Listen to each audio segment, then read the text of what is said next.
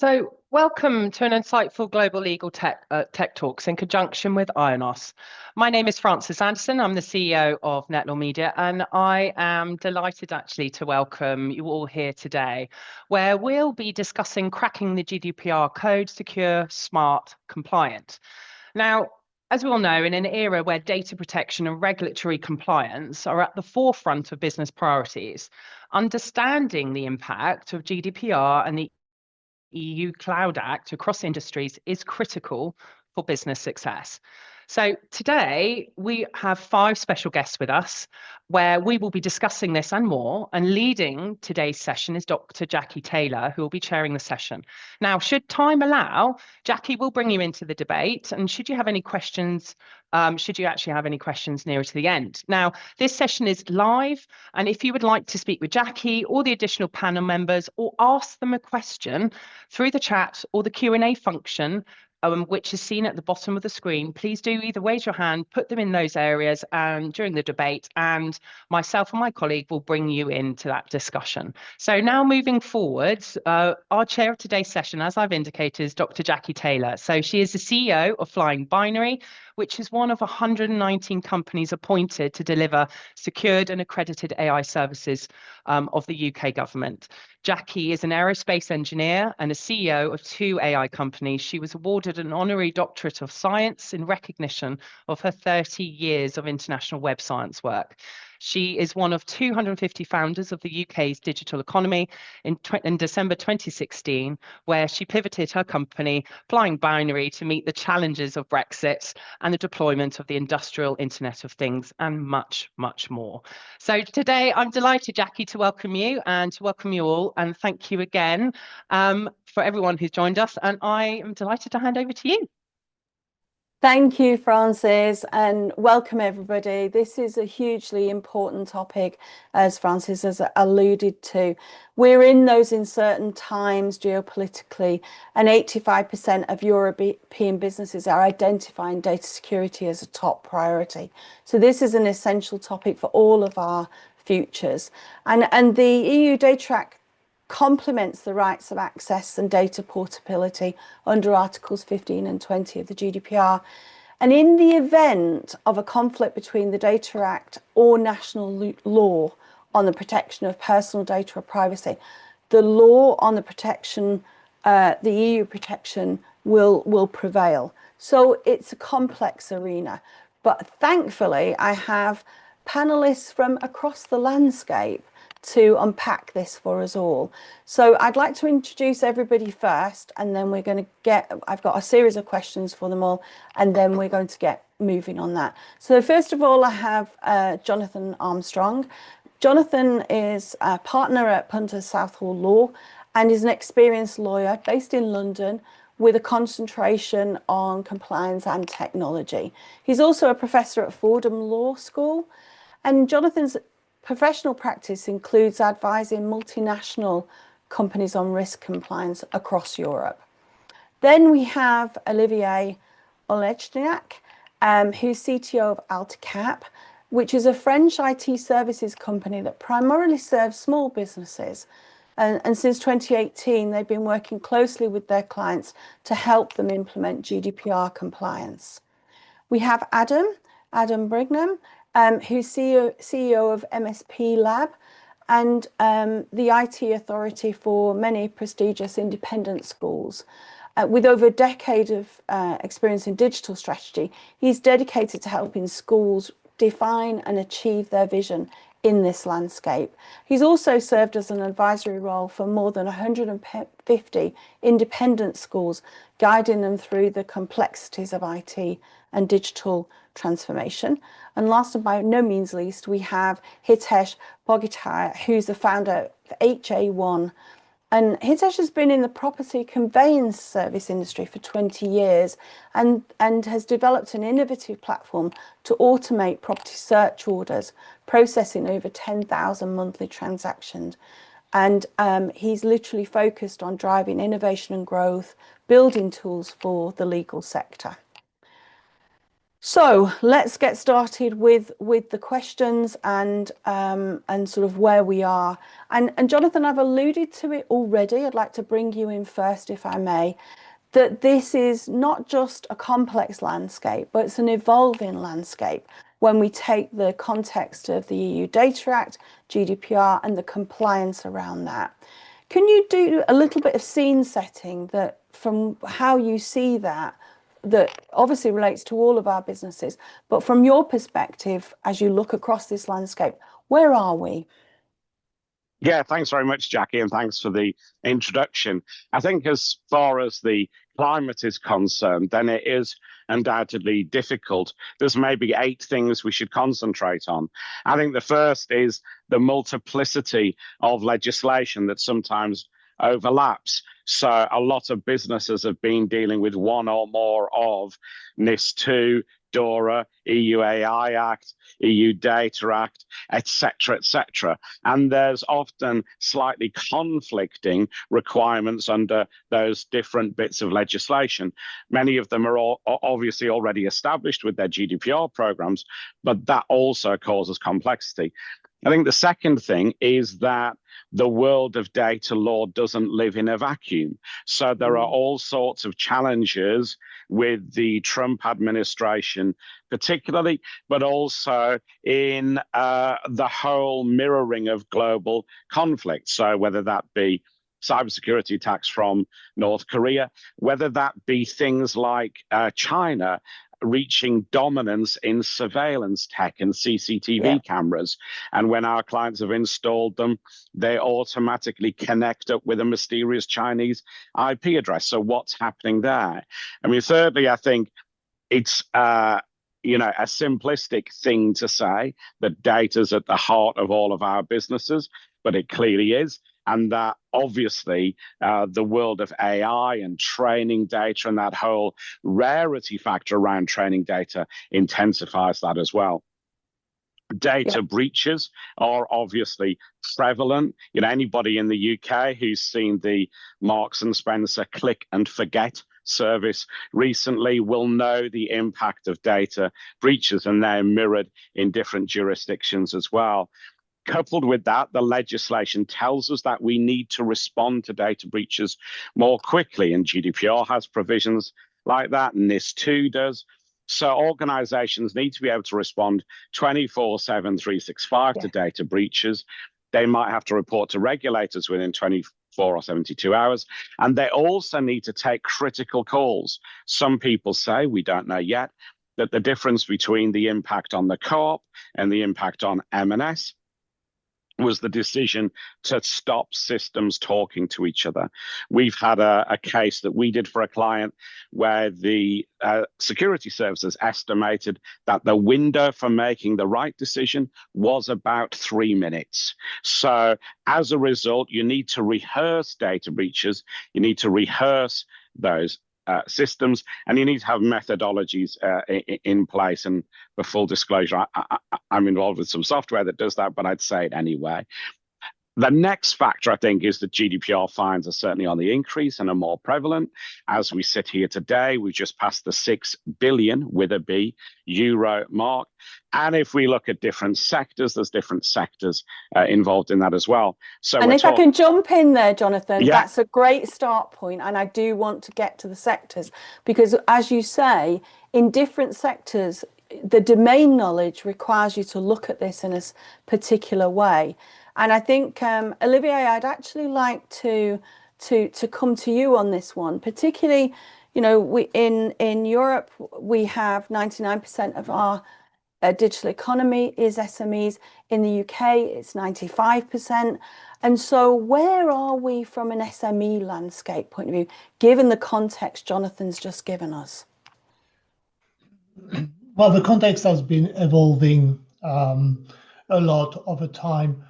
To be totally sincere, the small businesses were not that concerned or misunderstood, considered it to be too complex to understand, too costly to carry for small businesses, when every day is important and business is getting more and more difficult.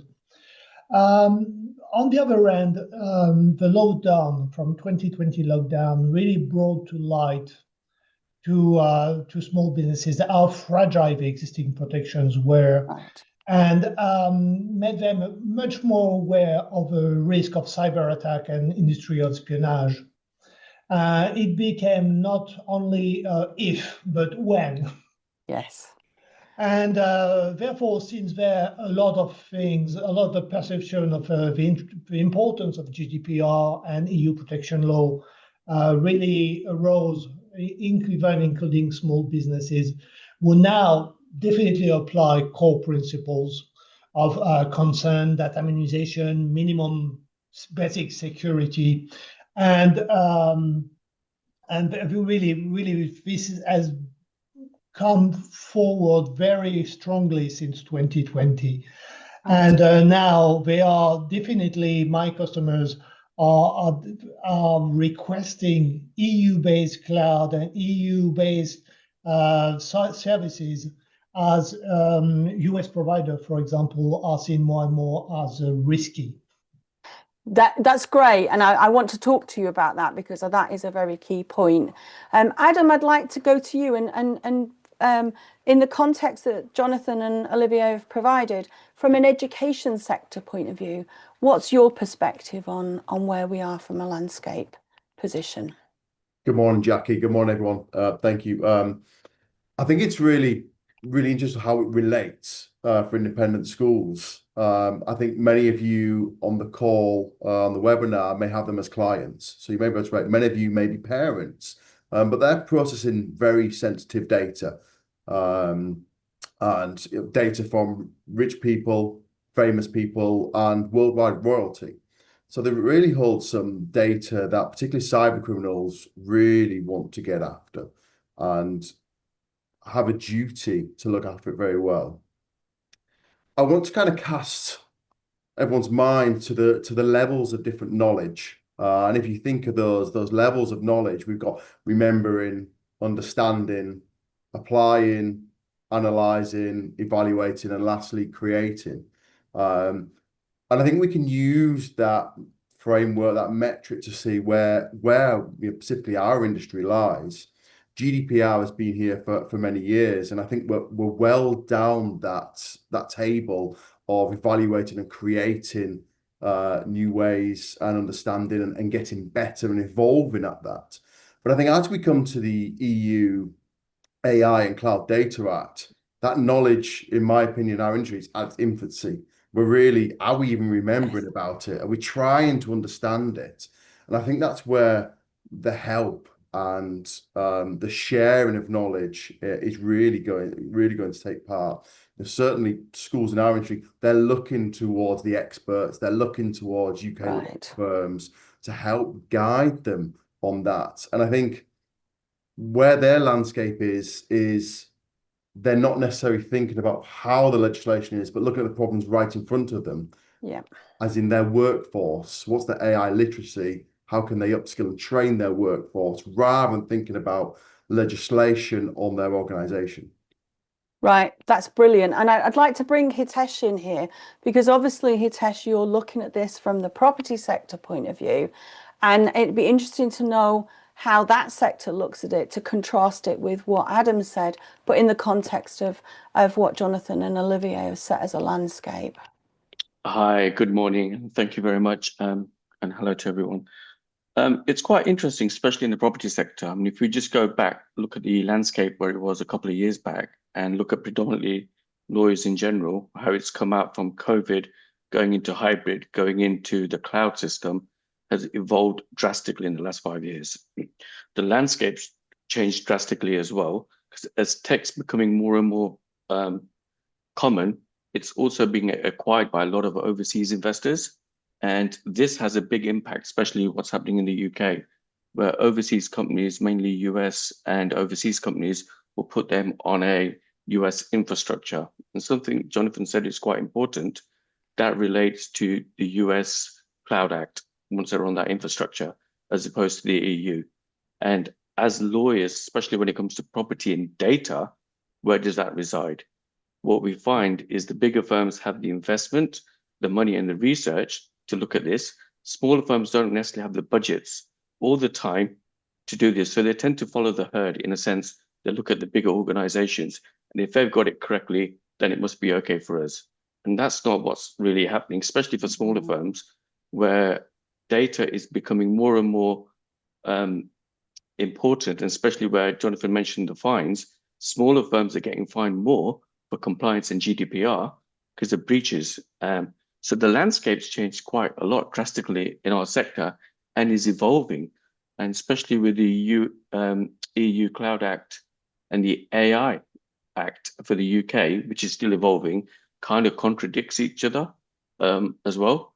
And it's just a lot to get around. So from our point of view, it's more of an education piece, which is evolving very fast, very quickly as well. Yeah, and that's a really, really important point. And I'd actually like to bring this back to you, Olivier, because I'm sure, well, some of your remarks echo what Hitesh said. And I'd like to talk about, we don't have safe harbor anymore. We don't have a privacy shield anymore. And the points that Hitesh, makes there is, where is your data? And you can't, the assurance of that information and data can't be passed on. So where does that leave you? So from your point of view, what's the role in UK and EU data centres in mitigating this uncertainty that pretty much Jonathan laid out for us, but from a sector-specific point of view, we see? Where do you see EU and UK data centres helping to bridge that risk? Well, one of the main battle I have with my customer is make them understand that it's not about buying the right tool to protect their data, or the right software, or the right protection. It's mostly about their obligation to them, to their customers, and to their customers, about protecting their data, and basically it comes to know where the data you own, the data you use, and how you share them. And you cannot just delegate this responsibility to any vendor. But on the other hand, this is a huge work. I mean, it's a lot of investment in time. They don't have the legal help. They don't always have the legal resource or the IT resource to know to monitor this workflow and have a full understanding and full documentation about all this workflow. Therefore, because they do need those data, they are vital to their life, to their survival, I recommend them to use and store them into EU-owned data centers that rely and make them a priority in the way they are designed and the way they work and they sell their product, to be sure that at least all those data, all the knowledge, all that makes the value of their company is stored under that shield, that EU shield, that protection shield, that we're protected from outside interference and view. Right, and that's really, really important. And I want to say to the audience, that's essentially all of our panelists now has given you perspectives on the challenges on the environment. So do feed your questions in to them individually or specifically to the panel about what you would want to know now, because now I'm going to ask everybody around best practices. I'm going to start with you again, Jonathan, if I can, around data sovereignty and security in the international business context, building on what Olivier has said, which fundamentally is making a strategic decision about where your data is and having that as a foundation for what you do. But from your point of view, what would you see those best practices for data sovereignty and security are? I think from my perspective, I mean, the first step is what I often call double due diligence. So you've got to do due diligence into the supplier or vendor itself, and also due diligence into the location where they will host the data.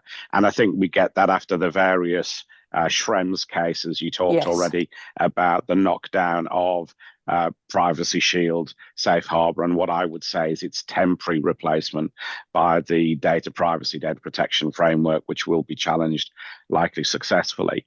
So whether or not the vendors in DPF, you have to have that double due diligence in place. I think you'll obviously need to have proper contracts. You'll need to make sure that the vendor's got skin in the game. If your or your clients are subject to regulations like NIS2, you might need to do rehearsals as well, because as Olivier has already said, data breaches are inevitable. So practice to get good at them. Right, that's brilliant. And I wonder, Olivier, given that that sort of, the context of that is likely to be so somewhat unfamiliar of this double due diligence, is there anything you'd like to add in here on the back of your earlier remarks? Well, the only thing I would add is that that's what I tell my customer, is that it doesn't need to be an overwhelming project. It doesn't need to be. Remember to start simple. Right. Start simple. Understand what that compliance really rely on, and realize that regular review and over time improvement is the key to success. Right. Usually the thing is one step at a time. You need to go work one step at a time and start there, and then we MSP or vendor can help them structure that way forward, but you don't try to do everything at once. Right. So start simple. So it means with you need to start to know where your personal data are, the flow you have to exchange them within your company and outside of your company, and apply essential security here and there. Yeah. And then review that on a regular basis and try to improve. That's really good advice. And I see that we have a question in from James Dowling. And the first part of this question, James, is a great question, but would take the rest of the oxygen from the roundtable. So we may well handle that in a different way. But what James asks is, what are the ways the AI and Cloud Acts contradict each other, and but this is the key thing I think we can answer today, what can be done to respect the compliance requirements of both acts? And I'd like to bring you in on that, Adam, because as you say, your clients are dealing with the sensitive data and those that, that literally leverage on the age-appropriate design code and all of that. Mm-hmm. So what would you say that you do, that you could inform our audience with, about how to best respect the compliance requirements when it's obvious that these are not dovetailed? It's certainly a challenging question, and if I try and bring Olivia's methodology of keeping it simple and taking bite-sized pieces and answering James's question, the landscape is evolving, it's uncertain, and we are struggling for clarity completely in connections. But if you could take something like 5 practical steps to take those bite-sized work packages away, the EU AI Data Act, risks systems against how risky they are. So, a first step could be looking at a software catalog of auditing an audit of those AI systems, cataloging them together. Maybe secondly, looking at a fit for purpose, I would say, AI usage policy. There's plenty of templates, plenty of examples that people can use, but the fit for purpose, I think, is ideal there. Thirdly, I kind of touched on it a little bit, is staff training and AI literacy. Asking yourself those questions: how can you find time to train your staff and upskill them? And where do we find the right resources? What's the right thing to teach them? I think they're important questions. I guess number 4, we could really go and engage with professionals and experts. I think that resonates with everyone who's on the call. Leverage that expertise. And I think 5 for me is a really, really, really important one. Is develop that good governance and lead from the top. I think those organizations who are doing this really well is the C-suites on board. They get it, they understand it, they want to make change. And if we're starting at C-level and coming down, it's a culture through the organization. Yeah, that's really great advice. And I think the sectoral view probably recognises the landscape view, but it's really good to have that sort of feedback from practically how you do that. And Hitesh, from your perspective, from in the property sector, you know, looking at respecting the compliance requirements of both the acts, but the recognition that they're not dovetailed. How have you focused on that and looked at it across the sector in terms of putting a response together? Hitesh, you're on mute at the moment. Apologize. Yeah. No worries. So we've tended to stick to jurisdictions that we're aware and the landscape that we're in, right? So we've tended to stick to the UK firm and the market that we know quite well, and pushing our clients to the IONOS platform purely Right. because of EU, and also having data centers in here for tier 4 as well, to give them that extra shielded thing. It gives us the opportunity, if when firms want to expand overseas, that we have the infrastructure with our vendors, they've got data centers in region, so we give us flexibility and portability until we know which way the landscape changes.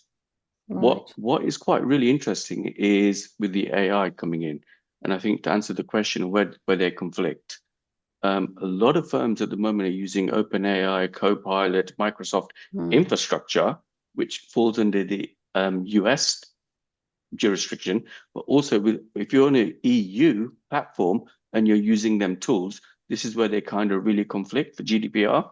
And it's a very evolving landscape on which systems you really use and what is a third-party vendor lock-in. And it's an education piece, which I think will evolve in the next 6 months, because this space is changing so quickly, so fast. And I think clients are not sure which way to go, and they tend to go with who their provider is to guide them.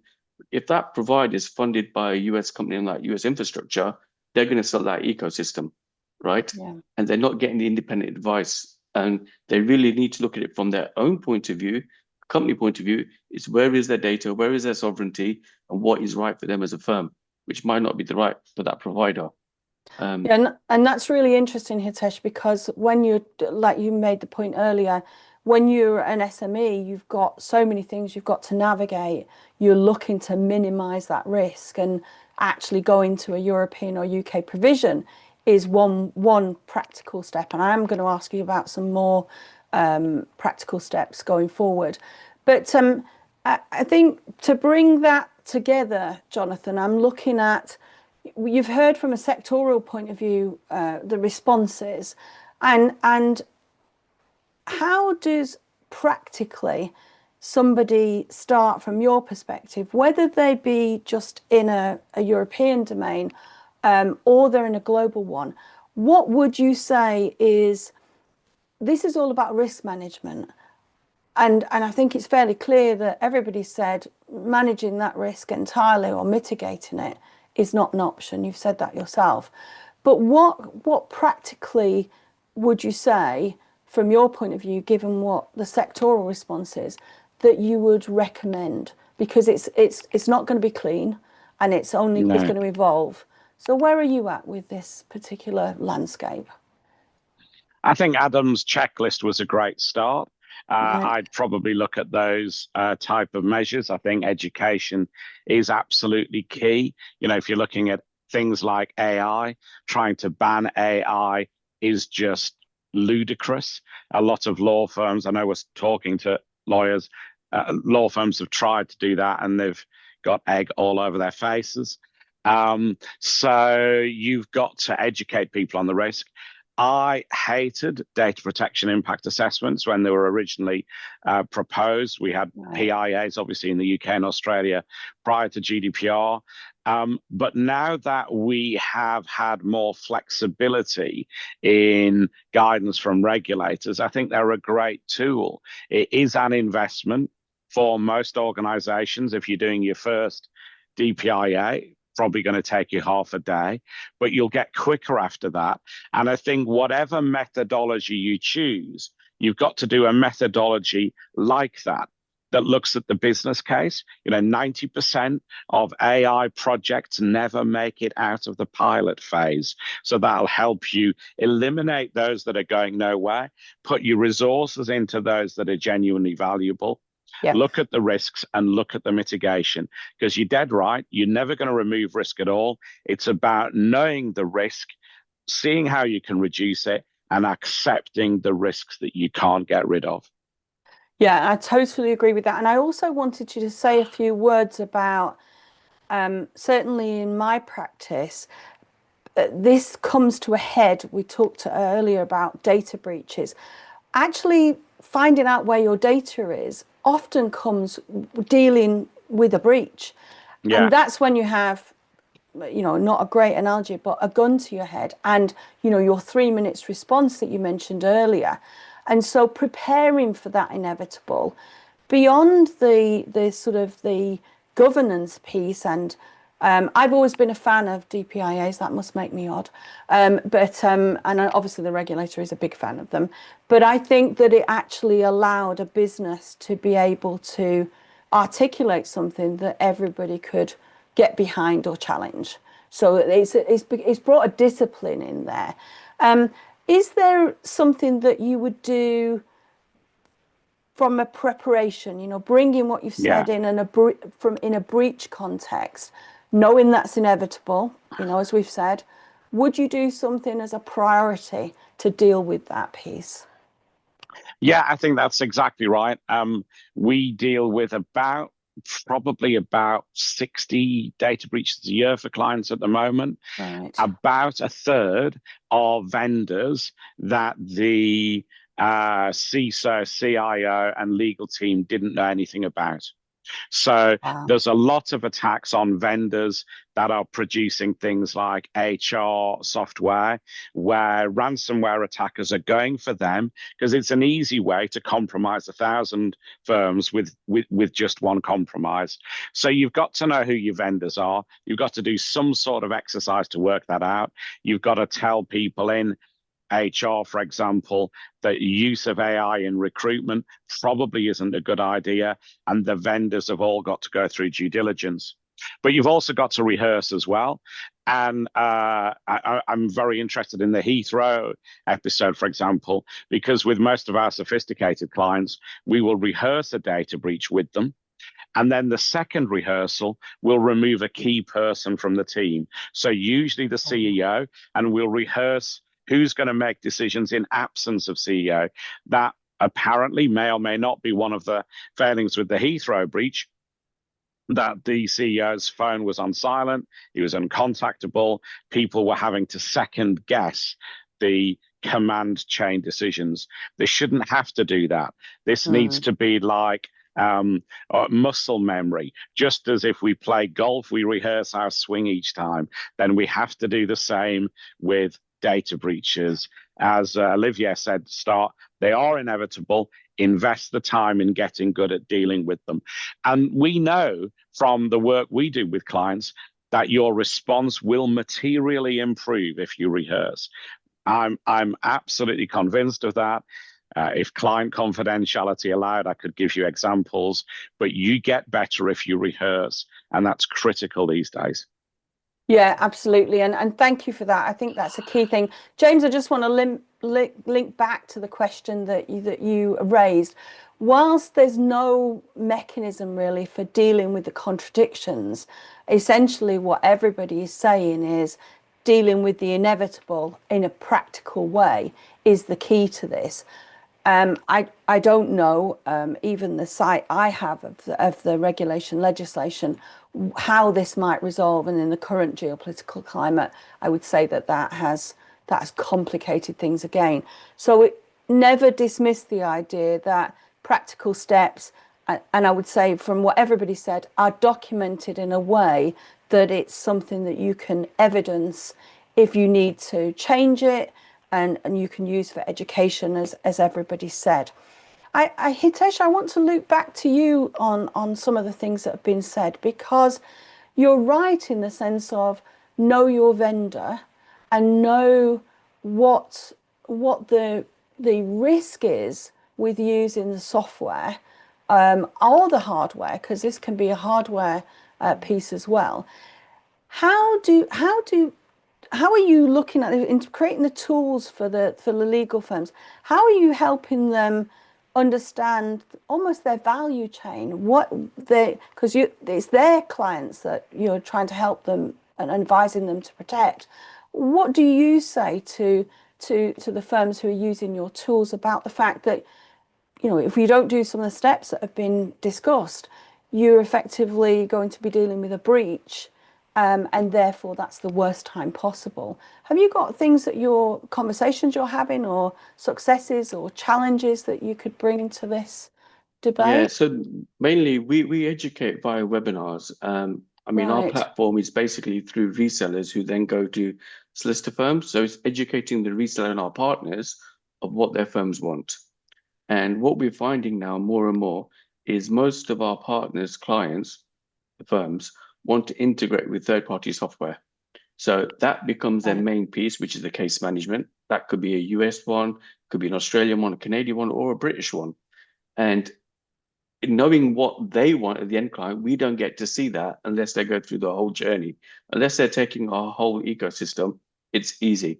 The trouble is, if you look at most law firms, they will have a payroll with someone, a case management with someone else.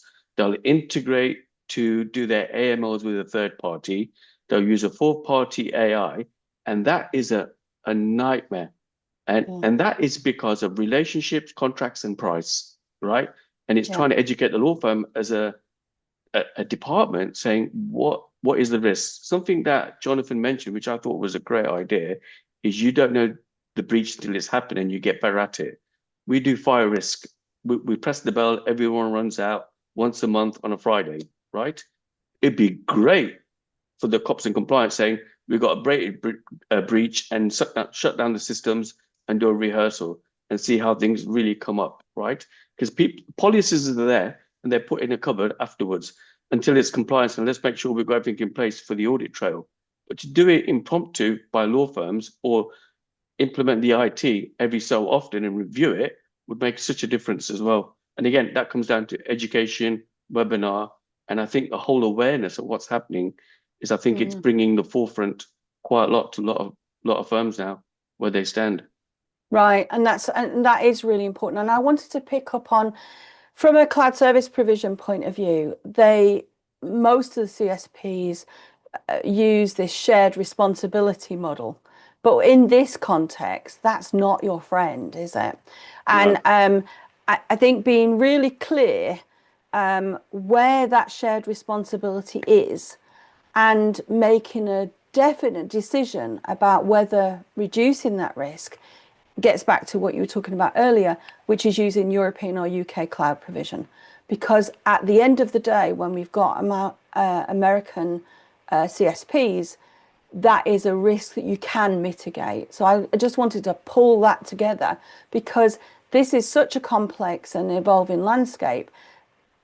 Having a definite strategic decision to say, I'm going with European UK cloud provision because this is the risk I'm going to minimize as I do. Yeah. Have you got some further thoughts on that? Yeah, if I just give you one example, I mean, a classic example, I mean, due to what's happening geopolitically, which makes a big difference, right? Especially for organizations. And because of our friend in the US, depending on what day he's having, we just don't know which way policy is going to go, right?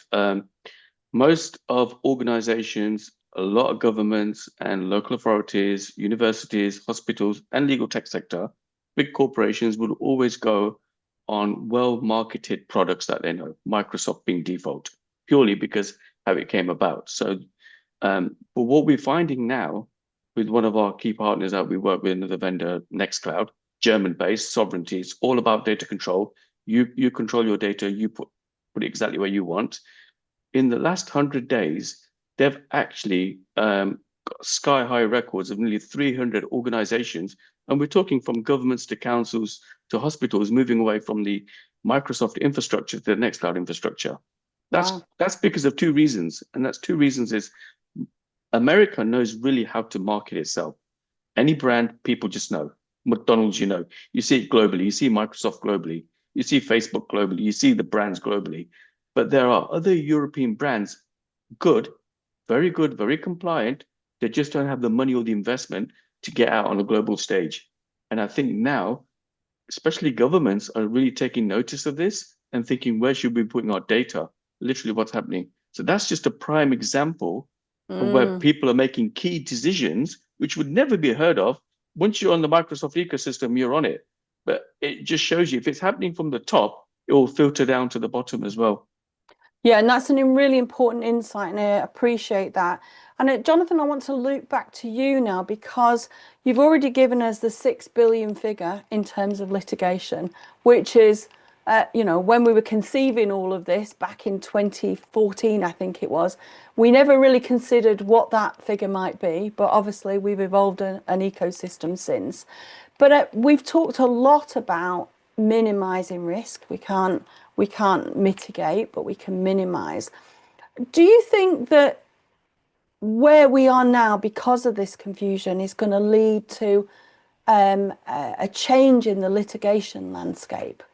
I'm not just from a figure point of view, the number, but from, you know, the sorts of things Hitesh has said.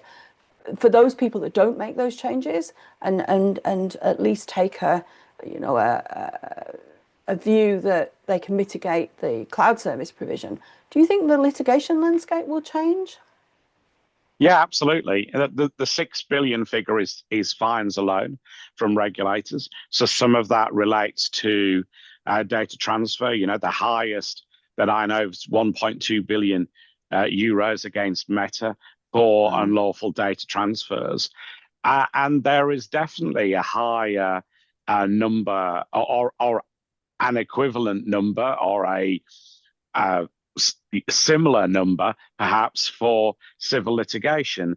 Now, we don't know what that number is, because a lot of it is relatively trivial amounts to individuals as compensation after a data breach or because of the way in which their data has been handled. It might not be 6 billion. It might be. We'll never know that. But there's a few factors that influence that. First of all, across the EU, the group action, class action regime is very different, state by state, but many jurisdictions are allowing group actions and class actions in some way where they hadn't before. There's active litigation like that in some jurisdictions, like the Netherlands, where people are using a Stichting model to try and innovate around class actions. There are lawyers who are wanting to bring those cases. Some of them are US-based that are coming over here, but some of them, you know, generic. There's the Schrems organization. We've talked about him already. 877 cases brought by one NGO. And then coupled with that, there's funding. So there's a big play from litigation funders in European markets. Again, Schrems previously had a pot of money that people had raised to use to fund litigation. So whenever you're dealing with a data breach or a data incident, you need to look at your litigation strategy as well as your defense strategy, as well as your response strategy, because that has to start you know, from the get-go. You will get subject access requests within about a week of a data breach. The record for me is we handled a data breach on behalf of a well-known retailer. On the Friday, some of the records were offered for sale in on the dark web, which was the first time anybody knew about the incident. By Sunday, there was a portal set up on the web by a firm of lawyers purporting to be the lead lawyers. So what you've got to remember is that litigation lawyers are very quick out of the blocks now. They even work weekends, so you'll have to as well. Wow. I mean, that's a great insight. And in terms of what you've shared, a futurescape of what we're heading into and is a reality for some already. I'm thinking, Olivia, I'd like to loop back to you about your SME perspective, because I think that's relatively unique in this conversation we're having, given how important they are to the economies of both the UK and Europe. How are you having those conversations, other than an education or an awareness things, to help SMEs understand this GDPR compliance risk? And you know, are there additional things we haven't yet discussed that you'd like to bring into this as we focus on that part of the economies? No, I think I'll go back, down to earth and more, not talking billions, but day-to-day business. Definitely education is, in my point of view, the key word. It's not GDPR compliance with any law is not just a decision of management of IT services, or it's everybody has a responsibility in the chain of data. And this is why it is as important to find the right product, to find the right process, and to be prepared, but also to avoid any deviance, any shadow IT, any misuse of data from the people who use those data on a day-to-day, hour-per-hour basis. So definitely education, to, in my point of view, explaining in simple words, what's your responsibility? Do you really want to open that attachment? Do you really need that data stored in your database? And it is a key important point, and trust the end users to avoid, to not to get to the point where you will be in a risk. I know it's a bit utopia, but it still is a necessary basis. Trust the chain of use of data. And I want to go back on the AI, which is the new field of education I'm bringing. Like I said, cybersecurity was a long time education, GDPR and data protection law, your rights, and now AI. There's such a huge confusion in the mind of people who use AI, and understandably finding an incredible technology, but they don't seem to understand that AI is not the cloud. AI doesn't need to be a cloud. OpenAI is not ChatGPT. GPT is just one form of AI, is one vendor of AI, but AI is not ChatGPT or Microsoft. And there are alternatives to, if you need AI, if you want to use AI, you can use it on premise. There are European AI engine available.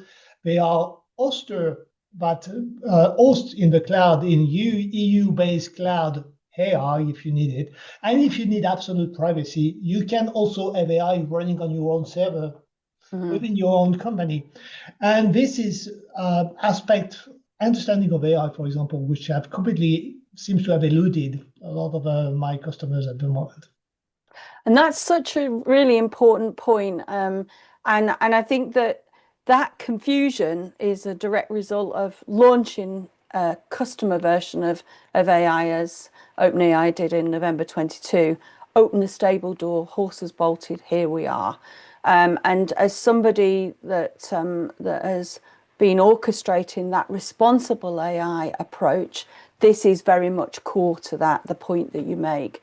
And also, I take the point you make around the fact that large language models are the beginning of AI.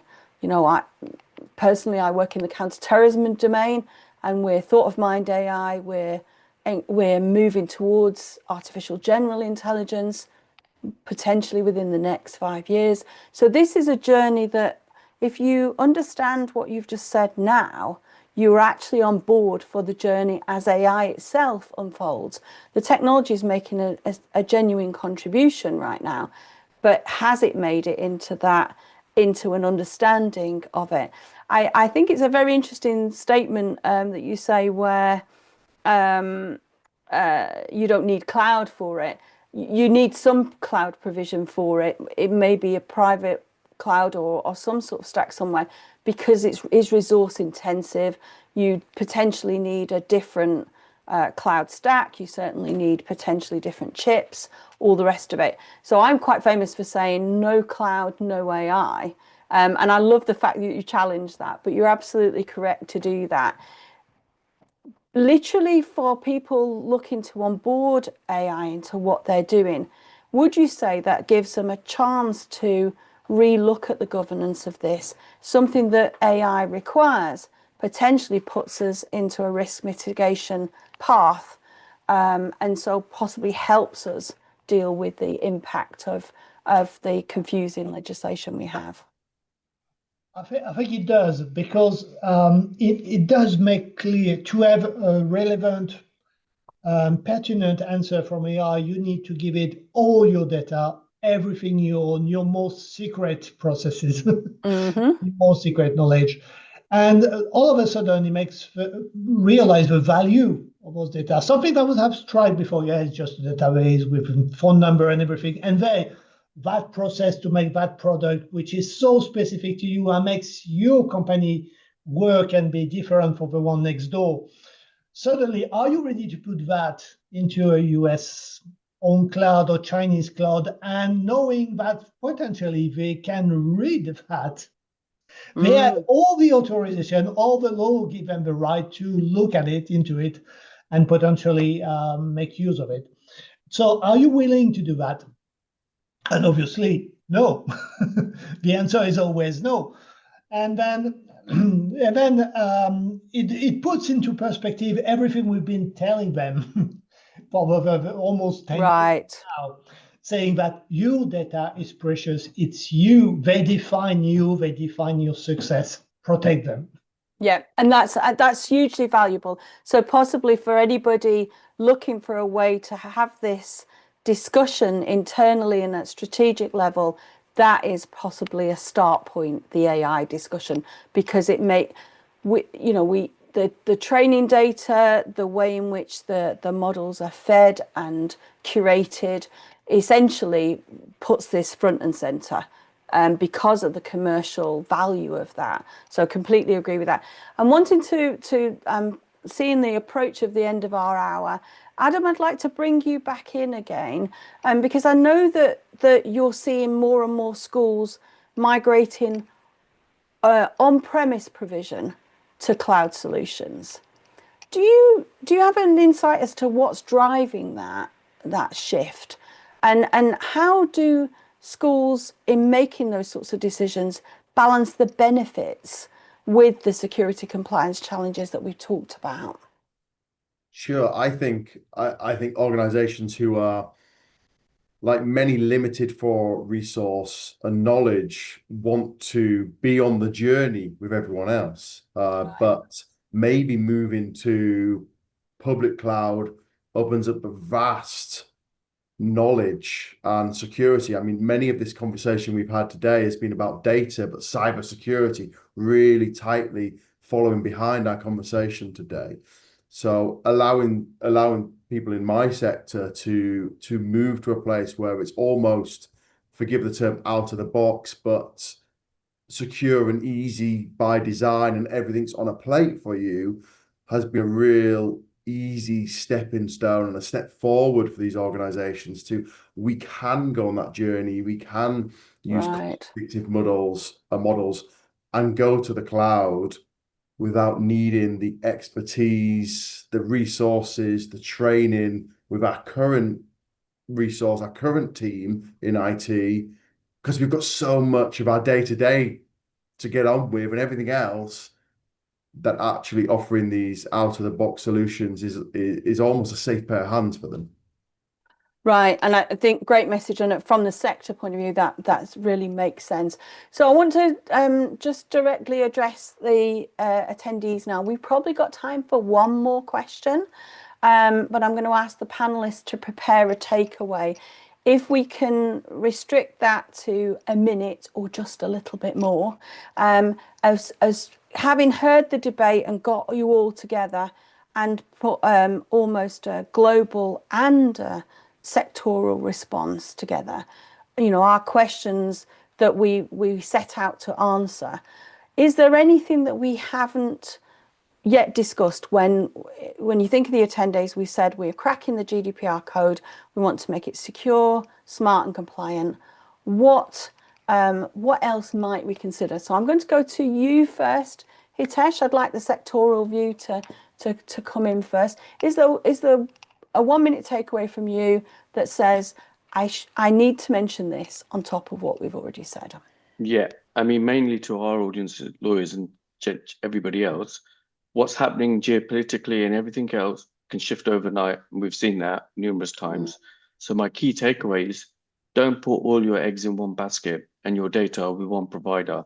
Make sure you control your data, because your data is you and it's your value. If you've got your data, you've got decisions, you're in control of your business and not third parties. Yeah, absolutely. That's really good advice. Adam, if I can loop back to you, please, and your final takeaway, your final thoughts for the audience. Sure. I think my theme that's been trending along this whole webinar is visibility. If we don't have visibility, as Jonathan says, we're only going to find out when we get attacked where our data is. And as Tesh said, it's the only way to make informed decisions once we have our data. And as we spoke about earlier, practicing, I think we'll only find out about our data and our visibility if we practice. So practicing, get full visibility, and allows us to make those business decisions. Brilliant. Thank you, Adam. And Olivier, your final thought for the audience about whether it's something new to share, whether it's to wrap up your message today. If I wanted to make it something, I'll say it's not about law, it's not about regulation, it's about knowing yourself and understand how unique you are and protect that. That's a key to your success, and the rest should come. The way to protect it should be natural. You don't need fancy lawyers to understand it. Well, you do, but you do. Sometimes you do. I mean, it should come naturally. You should start the initiative of it. At the start, it should be some natural process to understand how valuable you are and the desire to protect it. Right. Brilliant. Thank you. And then, Jonathan, can I get your takeaway on any part of what we've discussed today that you'd like to leave the audience with? Yeah, great discussion. We probably haven't had time to discuss specific issues for lawyers, who I know are probably the majority of the call. But obviously, law firms are a target. We've seen that in the public cases like Andrew Crossley, like Tucker's, like DPP Law. They're regarded as the soft underbelly, and they're regarded as people more likely to pay ransoms. But then my final thought would be almost don't have nightmares. I've been doing this for 35 years. It's the toughest year yet. It takes a toll on people's mental health. I've had the CEO of a vendor break down and cry on a call when he told us about a data breach. It's okay not to be okay. Have a plan, and you'll be able to work through incidents properly. Yeah, thank you for that, Jonathan. I think that's important. And a final point from me before I hand back to you, Francis, is really we've talked a lot about minimizing the risks, and we haven't talked about mitigating it, because the landscape we're in now, that's not actually an ideal. But also the value of this is actually a value across the journey for your business. So actually getting to grips with it in the very practical ways we've talked about is a way of adding value to your business.